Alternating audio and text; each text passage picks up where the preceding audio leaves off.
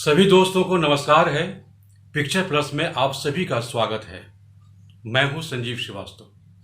दोस्तों, आज हम बात कर रहे हैं 1 रुपये की।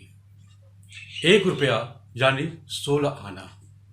और इस 1 रुपये की क्या अहमियत है, इसे भी आज हम बताने की कोशिश करेंगे। जब हम सिनेमा की दुनिया की बात करते हैं तो यहाँ करोड़ों रुपए खर्च होते हैं और करोड़ों रुपए बरसते भी हैं। लेकिन इन्हीं लाखों करोड़ों के बीच 1 रुपये की कई ऐसी कहानियां हैं जो हमारे भीतर हिम्मत बढ़ाती है, हमारे भीतर जज्बात बढ़ाती है और हमें प्रेरणा देती है कुछ नया करने की।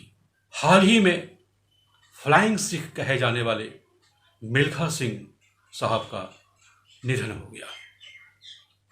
मिल्खा सिंह का जीवन लाखों करोड़ों लोगों को प्रेरणा देने वाला जीवन है। किस प्रकार अपनी जीत हासिल करने के लिए उन्होंने दमखम लगा दिया, यह एक नज़ीर है, यह एक मिसाल है।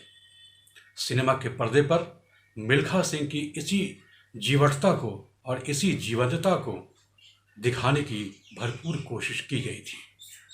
फरहाना अख्तर ने निश्चित तौर पर बहुत ही बेहतरीन अभिनय किया था और बहुत मेहनत की थी मिल्खा सिंह के किरदार को पर्दे पर उतारने के लिए। लेकिन उन सभी मेहनत के पीछे 1 रुपये की बहुत ही अद्भुत कहानी है।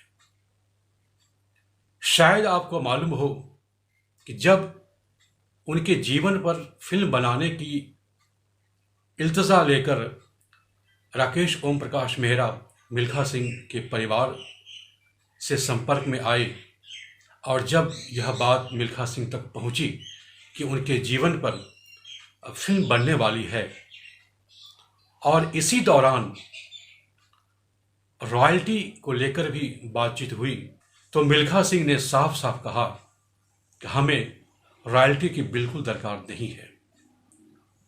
हमने जीवन में जितना कुछ हासिल करना था वह सब कुछ कर लिया।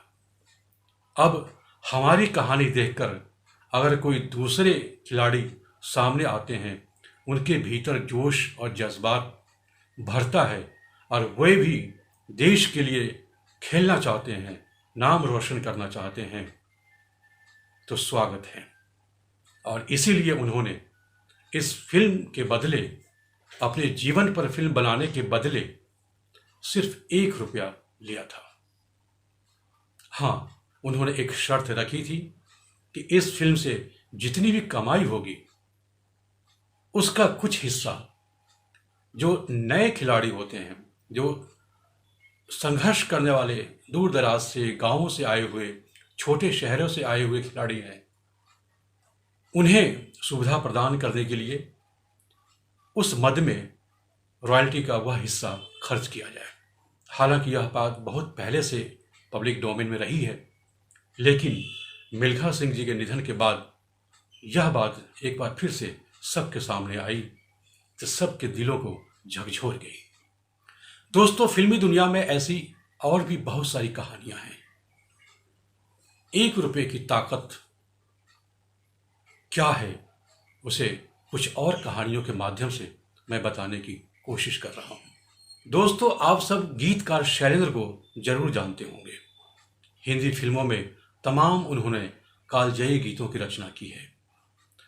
शैलेंद्र ने जब हिंदी के बड़े लेखक फणीश्वरनाथ रेणु की कहानी मारे गए गुलफाम को पढ़ा और उसके मर्म को समझा, तो उनके भीतर इच्छा हुई इस कहानी के आधार पर फिल्म बनाने की। और अपनी इसी इच्छा को पूरी करने के लिए वो राज कपूर के पास गए। राज कपूर शैलेंद्र के बहुत ही अच्छे दोस्त थे। शैलेंद्र ने राज कपूर को तीसरी कसम की कहानी सुनाई। वह कहानी सुनने के बाद राज कपूर बहुत प्रसन्न हो गए। हीरामन का किरदार उनके दिल में बैठ गया। उन्होंने शैलेंद्र से ठिठोली की, मैं इसकी कीमत मुंह मांगी लूंगा। शैलेंद्र ठिठक गए। यह कैसा दोस्त है जो हमारी फिल्म में काम करने के लिए मुंह मांगी कीमत मांगना चाहता है। फिर उसके बाद जब राज कपूर ने देखा कि शैलेंद्र बहुत ही चिंतामग्न हो गए हैं, तो उन्होंने जोर से ठहाका लगाया और कहा कि मैं इस फिल्म के लिए सिर्फ ₹1 लूंगा। और उन्होंने वास्तव में पूरी फिल्म में काम करने के बदले सिर्फ ₹1 लिया। दोस्तों, इस ₹1 की कीमत क्या है, इसे समझाने के लिए मैं आपको एक और कहानी सुना रहा हूं। और वह कहानी है राज कपूर के पिता पृथ्वीराज कपूर की। आप सभी जानते होंगे मुगले आजम हिंदी सिनेमा के इतिहास में कैसी फिल्म है।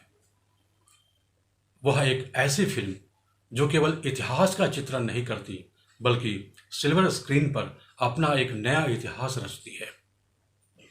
उस फिल्म को के आसिफ ने बनाया था, और जब उस फिल्म का ड्राफ्ट हो रहा था तो के आसिफ साहब ने पृथ्वीराज कपूर से मुलाकात की सम्राट अकबर के किरदार के लिए, और उन्होंने कहा कि यह किरदार केवल आपको ही निभाना है। उनके मुताबिक सम्राट अकबर के किरदार के लिए पृथ्वीराज कपूर के अलावा दूसरे कोई कलाकार उनकी नज़रों में फिट नहीं बैठ रहे थे। उन्होंने यह प्रस्ताव रखने के बाद पृथ्वीराज कपूर से कहा कि आप बताएं, सम्राट अकबर का किरदार निभाने के लिए कितने पैसे लेंगे, क्योंकि मुगले आजम में काम करने के लिए दिलीप कुमार हो या फिर मधुबाला मुंह मांगी कीमत मांग रहे हैं। इस पर पृथ्वीराज कपूर ने कहा कि आपकी जो इच्छा हो वह दे देना। ऐसे में के आसिफ साहब बहुत ही संकोच में पड़ गए कि आखिरकार उन्हें कितने पैसे दिए जाए। कुछ बहस होती रही, प्यार भरी बहस होती रही आपस में। ऐसे में के आसिफ ने चेक काट करके पृथ्वीराज कपूर को दे दिया और कहा कि आपकी जो इच्छा हो इस पर भर देना। जिसके बाद पृथ्वीराज कपूर ने उस चेक पर ₹1 भर दिया।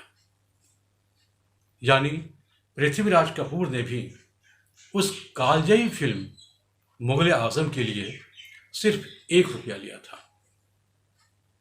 तो आप समझ सकते हैं जज्बात और रुपए दोनों में कितना अंतर है। करोड़ों की दौलत पर जज्बात आखिरकार कितना भारी पड़ता है, ऐसे कुछ नज़ीरों से समझा जा सकता है।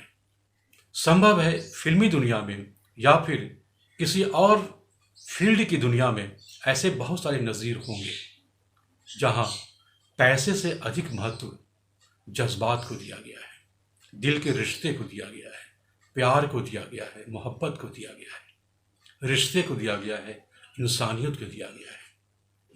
ये तीनों कहानियां हमें इसी दृष्टिकोण से बहुत ही प्रेरित करती हैं, हमारे भीतर एक अलग किस्म का उत्साह जगाती हैं। फिल्मी दुनिया में संभव है बहुत सारे ऐसे और नज़ीर हो सकते हैं। मैं आप सबसे गुजारिश करता हूं कि अगर आपके पास भी ऐसी कहानियां हैं जो दिल को छू लेती हैं, तो इस वीडियो के कमेंट बॉक्स में ज़रूर लिखिएगा। तो इस वीडियो में बस इतना ही। आप सबका बहुत बहुत धन्यवाद।